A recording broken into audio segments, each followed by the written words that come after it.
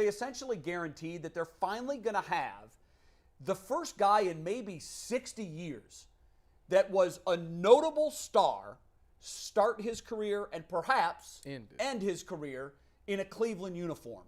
That hasn't happened, guys, in the modern era of baseball. It's and by modern, it's I mean a new really, day in Cleveland, in my lifetime. Sure. I remember just a few weeks ago, CC Sabathia is back in town. He's talking about his time and going off with New York. And I just sitting there thinking about the list of names. What really started to hit me. You have CC, and then you have the Cliff Lees and the Victor Martinez. Oh, before that, Bell, Ramirez, all the guys from the 90s, Lofton. They all came and went. And now you get a guy like and Lindor and Brantley more recently. And Bull said something that hit me. He said Jose Ramirez is the most decorated player in Cleveland right now. There's He's no the doubt. most out of all of the sports. Most accomplished guy. Most accomplished guy. And I had to sit back and think about that. And I said, man, this guy is really a really good ball player. And he's borderline, if he can continue to keep playing, he's borderline a Hall of Fame type guy. If he keeps doing what he's doing, he's a Hall of Famer. I think he is a Hall of Famer. Yeah. What we've seen from him so far, what we don't know is how long can he continue to do it. But if his career arc continues where it is, he's going to Cooperstown. He's got a good shot. And what I have to applaud the Dolans and the Guardians ownership group because they do have a new owner that's coming on. And by the time he gets here, he'll be paying for a lot of those dollars on the contract. But what's critical to me is, guys, if he wasn't re-signed and he's in a Blue Jays uniform, had he come to town this past weekend as a member of the Blue Jays, I shudder to think what this team would be without him, both on the field and at the turnstile. Their attendance this year would have been it's already horrible. Bad. It's already bad. Yeah, right. You take Jose Ramirez out of this lineup.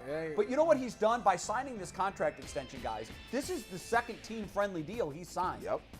If he were to hit the open market, Jose Ramirez, that's $20 million a year. That's what he'll average for his extension moving out. Because he still has 25 left on these 2 years. Right. So if you add it all up, it's more than $20 million a year. But guys, this is a $30 million a year player. That's just easy. The Blue Jays were instantly going to trade and re-sign him to that kind of a deal. So were the Padres. He gave the city and the fan base a huge break by taking the hometown discount. He came out and said, I want to play here. But I was stunned recently when I read comments from his agent.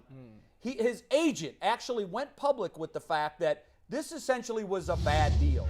And all of the advice they were getting was for him not to sign it. Rafa Nieves said, I tried to talk him out of it. Everyone tried to talk him out of it.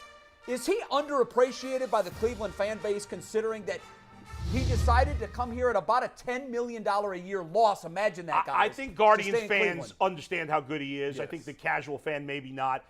Jay, his agent, if I were Jose Ramirez, I'd fire my agent right now. Yeah. I would immediately fire. For him to make that comment is absurd. Listen, I've said it a million times. If Francisco Lindor wants to get $300 million, $350 million, if he wants every last dollar, I got no beef with him. I don't either. You want every last dollar? Yeah. But if a player says, does it matter in the end if I get 150 or 200 million? I'm comfortable in Cleveland.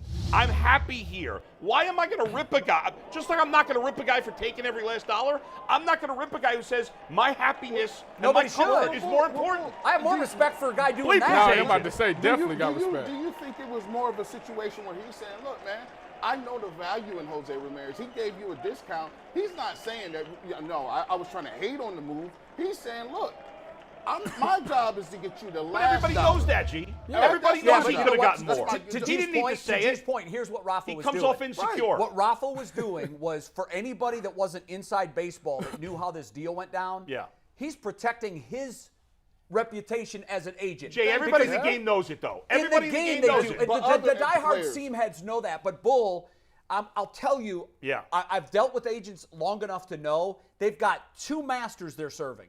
First and foremost, the player. They have to make sure the player is happy. They have to make sure that he's got the deal that's best for him, and that doesn't always mean the deal that has the most zeros at the end of it. But he also has to make sure for his own preservation that if he wants to continue to get clients, he has to put out there, loud and clear. And you know, first Yeah, of all, This wasn't me, man. That- This was Jose being Jose. and you know, by working with agents, Yes. they have other people around the league. Yeah. When you pick an agent, don't you look at, wow, he got him a check. Absolutely. He got him a That's bag. the number one thing I'm going to look at, first of all. But, you know, an agent's always going to try to get you the best deal. That's going to get the most money because they're getting a percentage of that. So, of course, they want you to take the most money so they can get their little 3%. But if you're in a place where you're happy, like, you can't put a price on peace of mind. Don't mess with happy. Yeah, you cannot put a price on peace of mind. If I like it here and I want to be here, then that's where I'm going to be. It don't matter about the money. I mean, I need to save some money because obviously we need to make some more moves. I think he did the Guardians a huge service by leaving them money so they can make moves. Yeah, that's very true. And I mean, he's they have set more for money to life. spend. It's not like he's, hurting for money. No, that's the he thing, He could have like- gotten a lot more. I get it. We all get that. But everybody knows that. But, Bull, the agent is out of line. You know what? To your point, You want the agent? he No. does, out. but he's not like the agent. Get him if, up out he, of if he here. were my agent, I'd fired You know what I'd like to my know? agent sucked. I fired him. I got rid of him. I would like to know this. I would like to know if before Rafa went public with that statement, Yeah. did he tell Jose he was going to do it? That's a great- that's a great question. Because otherwise, Ramirez is blindsided by Right. this and said, "Bro, you're making me look like I can't count. Right. You're making me look Then dumb." I would fire him if that's So the case. I don't. Right. I would think that they have the kind of relationship Man, probably. where Makes Jose sense. probably was Makes where. sense. Here's what I love most about Jose Ramirez, aside from the fact that he's going to give you 110% of his energy on every play, Yes. not just every game, every play. His signature move is his batting helmet flying off because he's trying so hard. That's right. So when you look at what this guy has done for the city of Cleveland, he's the only guy left from the 16 roster that was a few outs from winning a World Series. When you look at what he's done for the city of Cleveland, it makes me sad that he doesn't have tremendous English speaking skills, because if the market could connect with him, he could have all-time great status here in the city because of what he did. What does $350 million buy you that $240 million can't? Nothing. No. So at some point, Yeah, I he'd think, be on more billboards For and sure. whatever. Yeah, He's but- decided. but he's Bull, decided that's not important to him. do you need 3 private jets or will 2 do? No, what I'm you know saying what I is, mean? Jose, but you're talking about he could make more money and do all this stuff. He could. He's comfortable with who he is. He can speak English. He's not as comfortable speaking English in public. That's just who he is, and he's comfortable with himself. That's why he's such a great superstar, guys, because he's a superstar player who doesn't behave like a superstar. And he had an opportunity to do that when Francisco Lindor was here. He knew Francisco was getting 300, whatever crazy He amount also of money. knew that Francisco was going to chase the money. And he was going to chase the dimes and the nickels. But I like the fact that I think the Guardians said, look, when Frankie left and the pandemic hit, I think they made a conscious decision to say, look, we're going to pay this guy. Because he's the last remnant. And I think after the pandemic, they thought we got to at least have one guy that we can hang our hat on. Don't give him too much credit. Yeah, though. I agree. I agree with Bull. No, they got lucky that he took less. They wouldn't have paid him they more. should be on their knees Yes. saying prayers every night. Thank you that Jose isn't so greedy. They would have had Because- to give him some money, period. Like, They would never but here's paid the him thing. the They would have Lindor had to, amount. but you know what would have happened? Ultimately, Rafa would have made this deal. He would have said to the Padres, "Are you cool with the sign and trade?" Because the Indians do want parts that will make them better in the future. Yeah, they would have worked out the sign and trade even before the deal was made. Okay, so Rafa would have had a deal, a piece of paper ready for Jose to sign that would have said 5 years additional, plus the 2 that are already going that they have to inherit from the Guardians.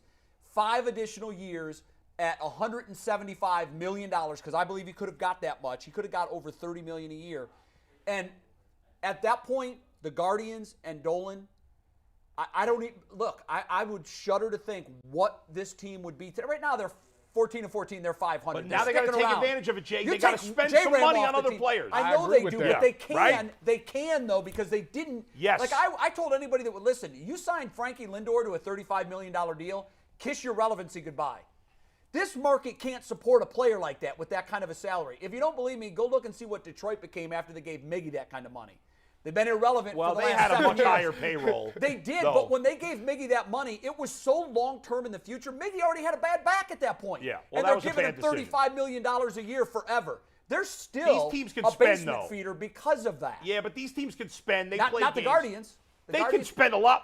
They They could have can't- $150 million Of course they could. They've done it, and when they did, they were relevant. But what I'm saying is, Had J-Ram not given them the team discount, It made it easier for them. But now you do it something made with life it. bearable. That's for what I'm them. saying. It's only a positive if the Guardians choose to do something with That's it. right. You got a guy that's selfless like that puts Right. the team before. You have to take advantage of this and get him some help. If you Agreed. don't get him no help, it was pointless. I want to move it along to our